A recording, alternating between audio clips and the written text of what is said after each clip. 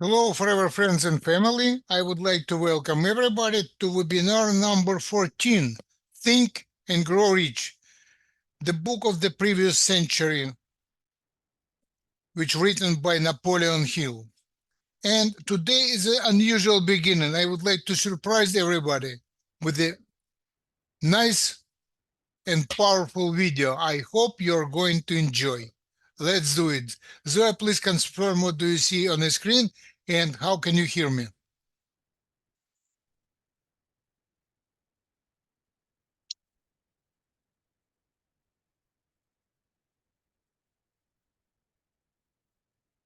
Anybody could hear me? Hello? Yes. Thank you. Okay, let's do it. Is that Vivaldi? Yes. Oh, you wanna play together? You want to play with me? Yeah, I got my violin. Ah, okay, yeah, sure. Let's Yeah, go. okay, let's do it. A few moments later. You ready? Yes. I play quite fast. Okay.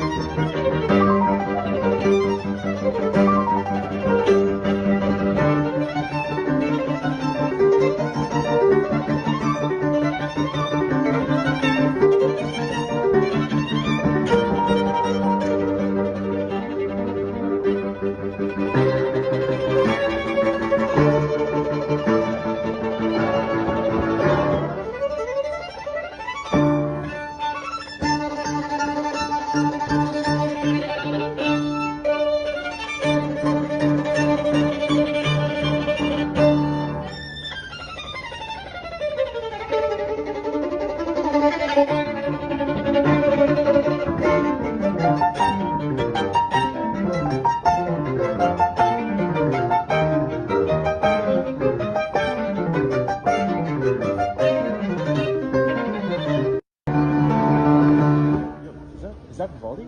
Yes. Oh, you wanna play together? You want to play with me? Yeah, I got my violin. Ah, okay, yeah, sure. Let's Yeah, go. okay, let's do it. A few moments later. You ready? Yes. I play quite fast. Okay.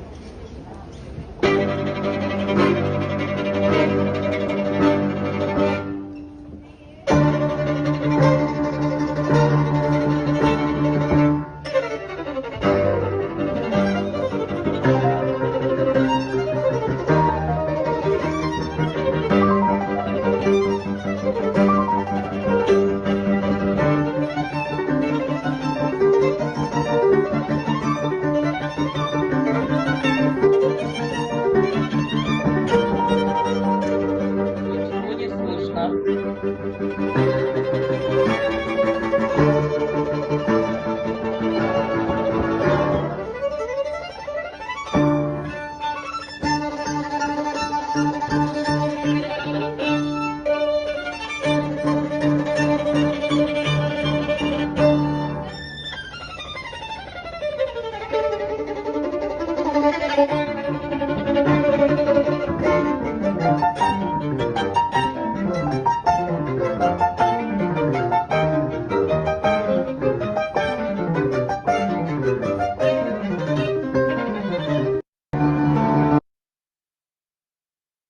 I hope that you enjoy this wonderful presentation, performance, excellent music on piano and violin. Just amazing, unbelievable, incredible. Oh my God. Thank you so much. You're very welcome. I'm glad you like it. Okay, let's continue to read and study and hopefully to implement book Think and Grow Rich. Zoya, are you ready?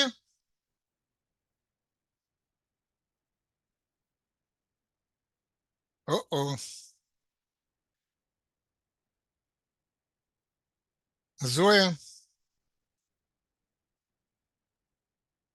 I'm Я, ready, наверное, but I'm not sure звука about my нет. sound. Well, you cannot hear me? Вы меня слышите? I hear you. Я тебя слышу, Саша. А какого звука нету? У Зои, наверное, нет. Все, понятно, я понял. Сейчас вот она переключается.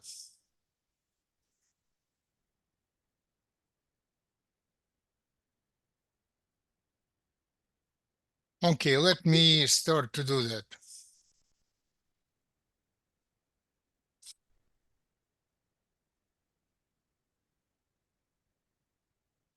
Forward. What do you want most? Is it money, fame, power, contentment, personality, peace of mind, happiness? The 13 steps to riches described to this book offer the shortest dependable philosophy of individual achievement ever presented for the benefit of the man or woman who is searching for the definite goal in life. Before beginning the book, you will profit greatly if you recognize the fact that the book was not written to entertain.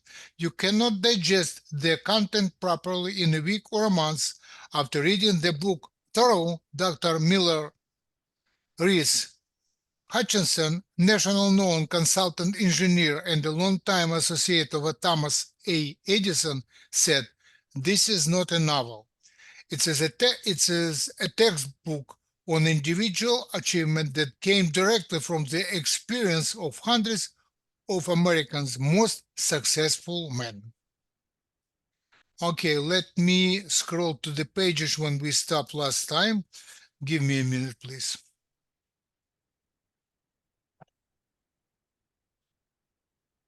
Okay. We often hear politicians proclaiming the freedom of America when they solicit votes, but seldom do they take the time or devote sufficient effort to the analysis of the source or nature of this freedom. Having no axe to grind, no grudge to express, no ulterior motives to be carried out, I have the privilege of going into frank analysis of that mysterious, abstract, greatly misunderstood something which gives to every citizen of America more blessing, more opportunities to accumulate wealth, more freedom of every nature that may be found in any other country. I have the right to analyze the source and nature of this unseen power because I know and have known for more than a quarter of a century many of the men who organize that power and many who are now responsible for its maintenance. The name of this mysterious benefactor of mankind is capital. Capital consists not alone of money, but more particularly of highly organized, intelligent group of men who plan ways and means of using money efficiently for the good of the public and profitably to themselves. This group consists of scientists, educators, chemists, inventors, business analysts, publicly men, transportation experts, accountants, lawyers, doctors, and both men and women who are highly specialized knowledge in all fields of industry and business. The pioneer experiment and blaze trails in a new field of endeavor. They support colleges, hospitals, public schools, build good roads, publish newspaper, pay most of the cost of government, and take care of the detail essential to the human progress. Started briefly, the capitalists are the brains of civilization because they supply the entire fabric of which all education, enlightenment, and the human progress consist. Money without brain always is dangerous. Properly used, it's the most important essential of civilization. The simple breakfast here described could not have been delivered to the New York family at a dime each, or at any other price, or if organized capital had not provided the machinery, the ships, the railroads, and the huge armies of trained men to operate them. I can read So, also now. okay, Zoya, welcome Mhm. back. Please continue. Thank you. Good evening, everyone. Some slight idea of the importance of organized capital may be had by trying to imagine yourself burdened with the responsibility of collecting, without the aid of capital, and delivering to the New York City family the simple breakfast described. To supply the tea, you would have to make a trip to China or India, both a very long way from America. Unless you are an excellent swimmer, you would become rather tired before making the round trip. Then, too, another problem would confront you. What would you use for money even if you had the physical endurance to swim the ocean? To supply the sugar, you would have to take another long swim to Cuba, or a long walk to the sugar beet section to Utah. But even then, you might come back without the sugar, because organized effort and money are necessary to produce sugar, to say nothing of what is required to refine, transport, and deliver it to the breakfast table anywhere in the United States. The eggs you could deliver easily enough from the barn yards near New York City, but you would have a very long walk to Florida and return before you could serve the 2 glasses of grapefruit juice. You would have another long walk to Kansas or one of the other wheat-growing states when you went after the 4 slices of wheat bread. The rippled wheat biscuits would have to be omitted from the menu because they would not be available except through the labor of a trained organization of men and suitable machinery, all of which call for capital. While resting, you could take off for another little swim down to South America, where you would pick up a couple of bananas, and on your return, you could take a short walk to the nearest farm having a dairy and pick up some butter and cream. Then your New York City family would be ready to sit down and enjoy breakfast, and you could collect your 2 dimes for your labor. Seems absurd, doesn't it? Well, the procedure described would be the only possible way these simple items of food could be delivered to the heart of New York City if we had no capitalistic system. The sum of money required for the building and maintenance of the railroads and steamships used in the delivery of that simple breakfast is so huge that it staggered one's imagination. It runs into hundreds of millions of dollars, not to mention the armies of trained employees required to the men and ships and trains. But transportation is only a part of the requirements of modern civilization in capitalistic America. Before there can be anything to haul, something must be grown from the ground or manufactured and prepared for market. This calls for more millions of dollars for equipment, machinery, boxing, marketing, and for the wages of millions of men and women. Steamships and railroads do not spring up from the earth and function automatically.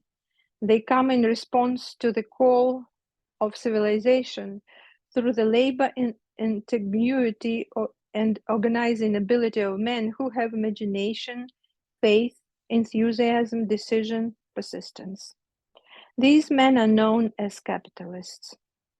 They're motivated by the desire to build, construct, achieve, render useful service, earn profits, and accumulate riches. And because they render service without which there would be no civilization, they put themselves in the way of great riches. Just to keep the record simple and understandable, I will add that these capitalists are the self-same men of whom most of us have heard soapbox orators speak.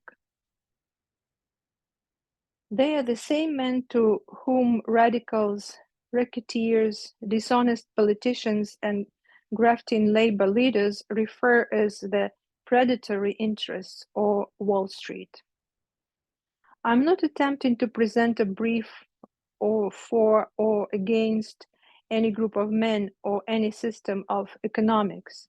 I'm not attempting to condemn collective bargaining when I refer to grafting labor leaders, nor do I aim to give a clean bill of health to all individuals known as capitalists.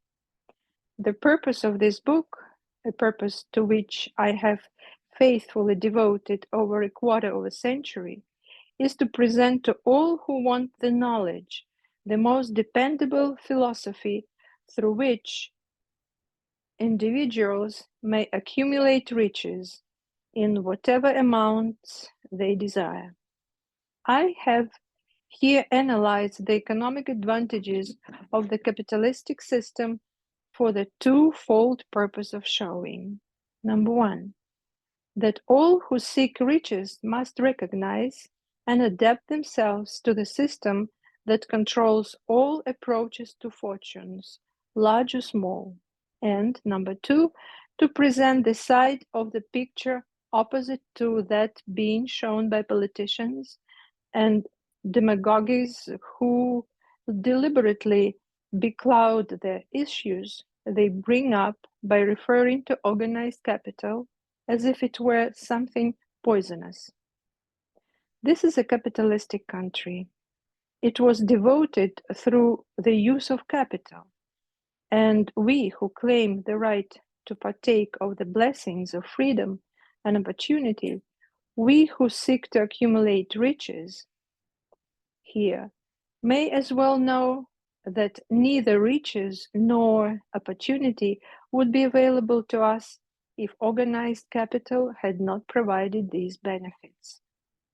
For more than 20 years, it has been a somewhat popular and growing pastime for radicals, self-seeking politicians, racketeers, crooked labor leaders, or an occasional religious leaders to take pot shots at Wall Street, the money changers, and big business.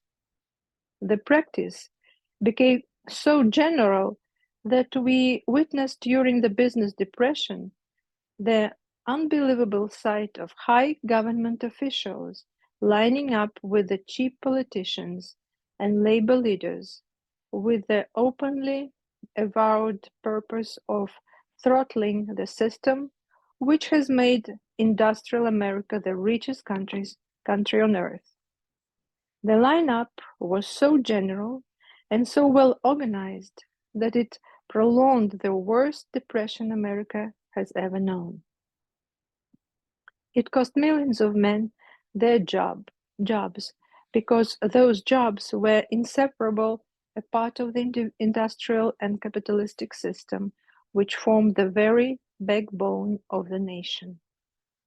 During this unusual alliance of government officials and self-seeking individuals who were endeavoring to profit by declaring open season on the American system of industry, a certain type of labor leader joined forces with the politicians and offered to deliver voters in return for legislation designed to permit men to take riches away from industry by organized force of numbers instead of the better method of giving a fair day's work for a fair day's pay.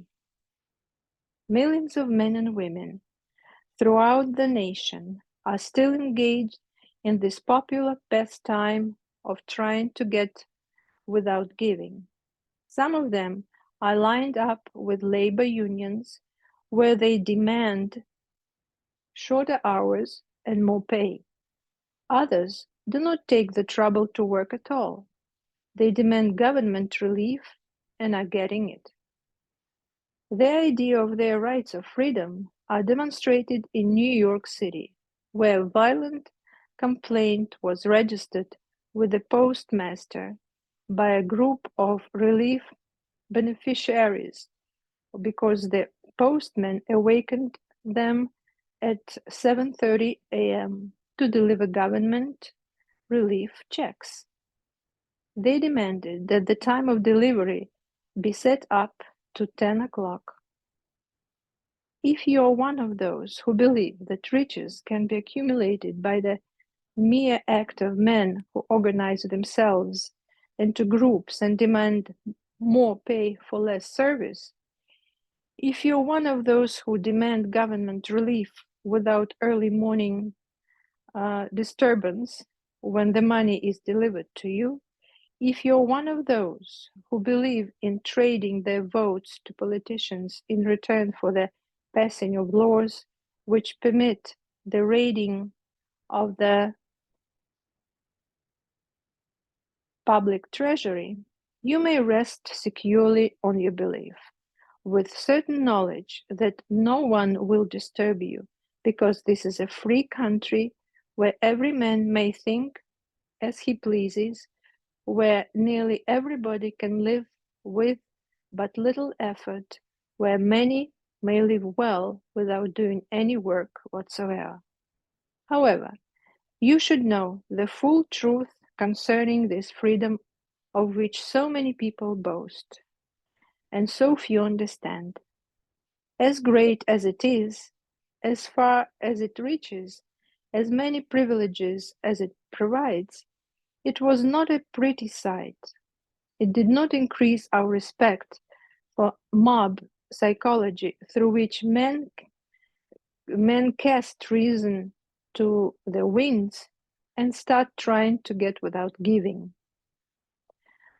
We who went through those 6 discouraging years when fear was in the saddle and faith was on the ground cannot forget how ruthlessly the law of economics exacted its toll from both rich and poor, weak and strong, old and young. We shall not wish to go through another such experience. These observations are not founded upon short-time experience. They are the result of 25 years of careful analysis of the methods of both the most successful and the most unsuccessful men America has known. Zoe, thank you for your reading. Please take a break. And I would like to ask continue to read. Friend and partner, the most reliable manager from New Jersey, Iris Cristobal. Please go ahead, Iris. Next chapter. Thank you, Sawyer. Thank you, Alex. The mastery of procrastination, the 7th step towards riches. Accurate analysis of over 25,000 men and women who had experienced failure disclosed the fact that lack of decision was near the head of the list of the 30 major causes of failure. This is no mere statement of a theory. It is a fact. Procrastination, the opposite of decision, is a common enemy which practically every man must conquer. You will have an opportunity to test your capacity to reach quick and definite decisions when you finish reading this book and are ready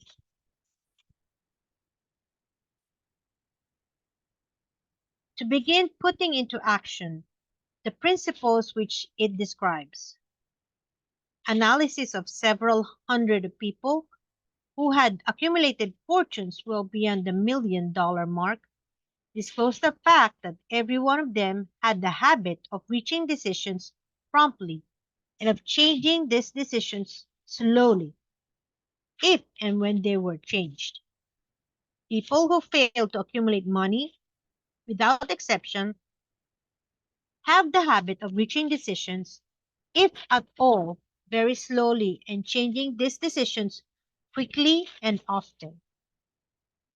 One of Henry Ford's most outstanding qualities is his habit of reaching decisions quickly and definitely, and changing them slowly.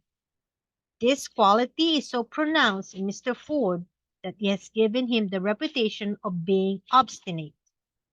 It was his quality which prompted Mr. Ford to continue to manufacture his famous Model T, the world's ugliest car, when all of his advisors and many of the purchasers of the car were urging him to change it. Perhaps Mr. Ford delayed too long in making the change, but the other side of the story is that Mr. Ford's firmness of decision yielded a huge fortune before the change in model became necessary. There is but little doubt that Mr. Ford's habit of definiteness of decision assumes the proportion of obstinacy, but his quality is preferable in slowness in reaching decision and quickness in changing them. The majority of people who fail to accumulate money sufficient for their needs are generally easily influenced by the opinions of others. They permit the newspapers and the gossiping neighbors to do their thinking for them.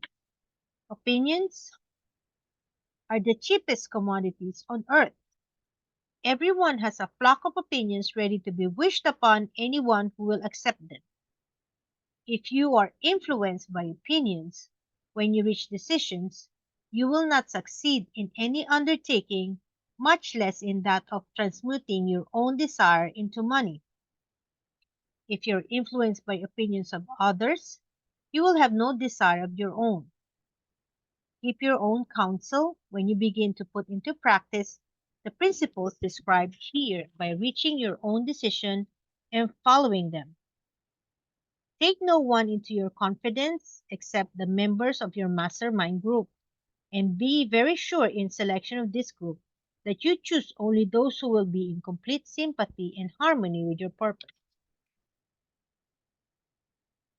Close friends and relatives, while not meaning to do so, often handicap one through opinions and sometimes through ridicule, which is meant to be humorous.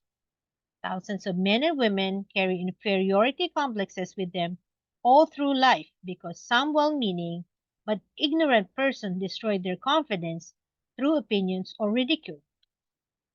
If you have a brain and mind of your own, use it and reach your own decision. If you need facts or information from other people to enable you to reach decisions, as you probably will in many instances, acquire these facts or secure the information you need quietly without disclosing your purpose. It is characteristic of people who have but a smattering or veneer of knowledge to try to give impression that they have much knowledge. Such people generally do too much talking and too little listening. Keep your eyes and ears wide open and your mouth closed.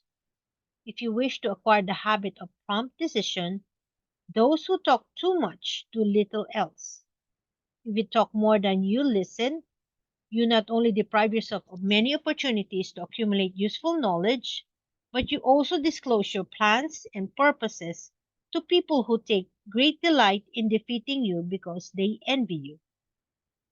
Remember also that every time you open your mouth in the presence of a person who has the abundance of knowledge, you display to that person your exact stock of knowledge or your lack of it. Genuine wisdom is usually conspicuous through modesty and silence. Sorry for interruption, Iris, because it will be next line. I love this section. I'm sorry again.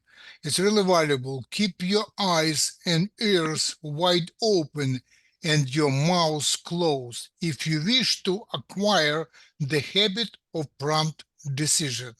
It's a priceless. Those who talk too much do little else.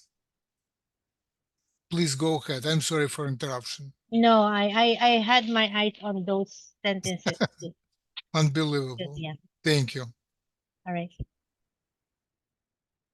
Remember also that every time, wait, keep in mind the fact that every person with you whom associate is, like yourself, seeking the opportunity to accumulate money. To accumulate money. If you talk about your plans too freely, you may be surprised when you learn that some other person has beaten you to the goal by putting into action ahead of you the plans which you took unwisely. Let one of your first decisions be to keep a closed mouth and open ears and eyes. As a reminder to yourself, follow this advice. It will be helpful if you copy the following epigram in large letters and place it where you will see it daily. Tell the world what you intend to do, but first, show it. This is the equivalent of saying that deeds and not words, words are what counts most. Freedom or death on a decision. The value of decisions depends upon the courage required to render them. The great decisions which serve as the foundation of civilization were reached by assuming great risks, which often mean the possibility of death. Lincoln's decision to issue his famous Proclamation of Emancipation, which gave freedom to the colored people of America, was rendered with full understanding that his act would turn thousands of friends and political supporters against him. He knew, too, that the carrying out of that proclamation would mean death to thousands of men on the battlefield. In the end, it cost Lincoln his life. That required courage. Socrates' decision to drink the cup of poison rather than compromise his personal belief was a decision of courage. It turned time ahead 1,000 years and gave people then unborn the right to freedom of thought and of speech. The decision of General Robert E. Lee, when he came to the parting of the way with the Union and took up the cause of the South, was a decision of courage, for he well knew that it might cost him his own life, that it would surely cost the lives of others. But the greatest decision of all time, as far as any American citizen is concerned, was reached by Philadelphia, July 4, 1776, when 56 men signed their names to a document which they well knew would bring freedom to all Americans, who leave every one of the 56 hanging from the gallows. You have heard of this famous document, but you may have not drawn from it the great lesson in personal achievement it so plainly taught. We all remember the day of this momentous decision, but few of us realize what courage that decision required. We remember our history as it was taught. Remember the dates, the names of the men who fought. We remember Valley Forge and Yorktown. Remember George Washington and Lord Cornwallis. But we know little of the real forces back of the names, dates, and places. We know still less of the intangible power which ensured us freedom long before Washington's armies reached Yorktown. We read the history of the Revolution and falsely imagined that George Washington was the father of our country, that it was he who won our freedom, while truth is, Washington was only an accessory after the fact, because victory for his armies had been ensured long before Lord Cornwallis surrendered. This is not intended to rob Washington of any of the glory he is so richly merited. Its purpose, rather, is to give greater attention to the astounding power that was real cause of his victory. It is nothing short of tragedy that the writers of history have missed entirely even the slightest reference to the irresistible power which gave birth and freedom to the nation destined to set up new standards of independence for all the peoples of the earth. I say it is a tragedy because it is the same power which must be used by every little individual who surmounts the difficulties of life and forces life to pay the price asked. Let us briefly review the events which gave birth to this power. The story begins with an incident in Boston, March 5, 1770. British soldiers were patrolling the streets by their presence, openly threatening the citizens. The colonists resented armed men marching in their midst. They began to express their resentment openly, hurling stones as well as epithets at the marching soldiers until the commanding officers gave orders. Fix bayonets. Charge. The battle was on. It resulted in death and injury of many. The incident aroused such resentment that the Provincial Assembly, made of prominent colonists, hold a meeting for the purpose of taking definite action. Two of the members of that assembly were John Hancock and Samuel Adams. Long live their names. They spoke up courageously and declared that a move must be made to eject all British soldiers from Boston. Remember this, a decision in the minds of two men might properly be called the beginning of the freedom which we of the United States now enjoy. Remember, too, that the decision of these two men called for faith and courage because it was dangerous. Before the assembly adjourned, Samuel Adams was appointed to call on the governor of the province, Hutchinson, and demand the withdrawal of the British troops. The request was granted. The troops were removed from Boston, but the incident was not closed. It had caused a situation destined to change the entire trend of civilization. Strange is not how the great changes as the American Revolution, the World War, often have their beginnings in circumstances which seem unimportant. It is interesting also to observe that these important changes usually begin in the form of definite decision in the minds of relatively small number of people. Few of us know the history of our country well enough to realize that John Hancock, Samuel Adams, and Richard Henry Lee of the province of Virginia were the real fathers of our country. Richard Henry Lee became an important factor in this story reason of the fact that he and Samuel Adams communicated frequently by correspondence, sharing freely their fears and their hopes concerning the welfare of the people of their provinces. From this practice, Adams conceived the idea that mutual exchange of letters between the 13 colonies might help to bring about the coordination of effort so badly needed in connection with the solution of their problems.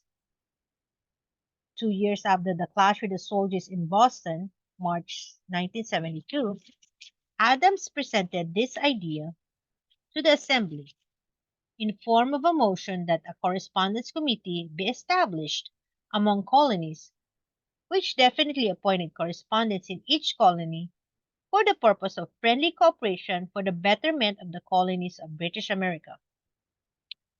Mark well this incident. It was the beginning of the organization of the far-flung power destined to give freedom to you and to me. The mastermind had already been organized. It consisted of Adams, Lee, and Hancock. I tell you further that if two of you agree upon the earth concerning anything for which you ask, it will come to you from my Father who is in heaven. Thank you, Aris. Take a break. I believe that we should stop here because we read and should consume a lot of information. It's a valuable chapters we just covered today. And I would like to come back for a second to this sentence again. Hold on, please.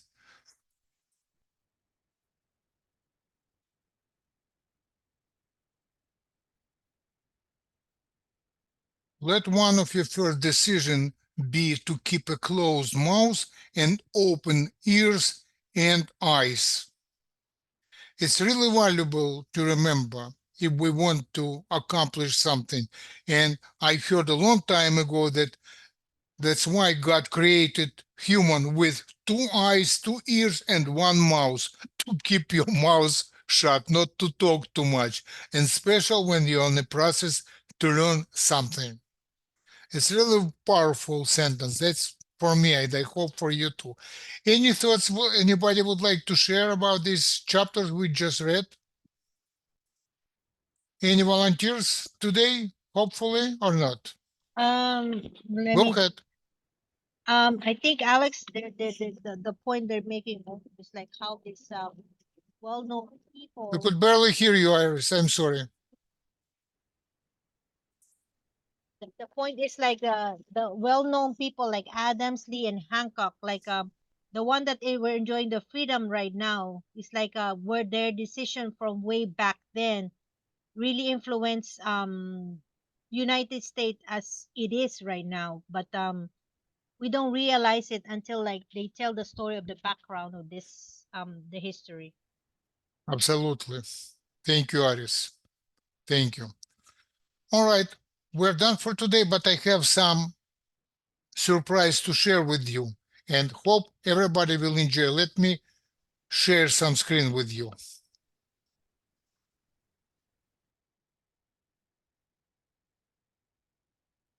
All right, let me read it. You could see the screen, right? Yes. Is God's gift to you what you do? Whoops, hold on, please.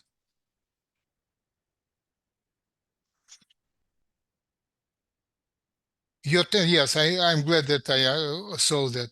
Your talent is God's gift to you. What you do with it is yours gift back to God.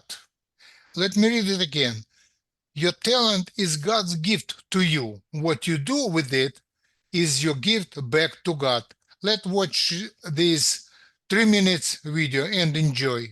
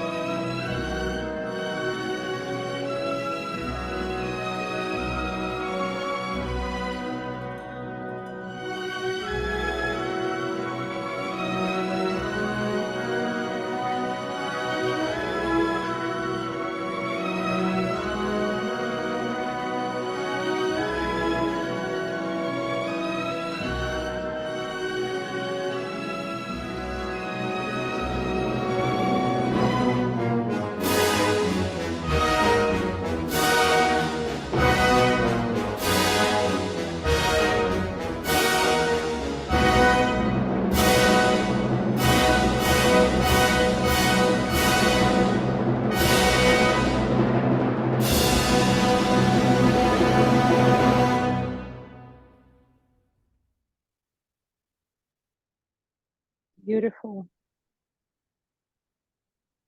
Beautiful. Thank you, Alex. Great. Thank you, everybody. Beautiful. Yes. Would you like me to play it again? Very emotional. No. Okay.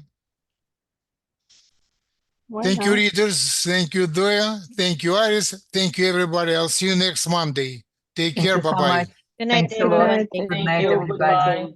Bye-bye. Thank you, everyone. Thanks a lot, guys, for reading for us.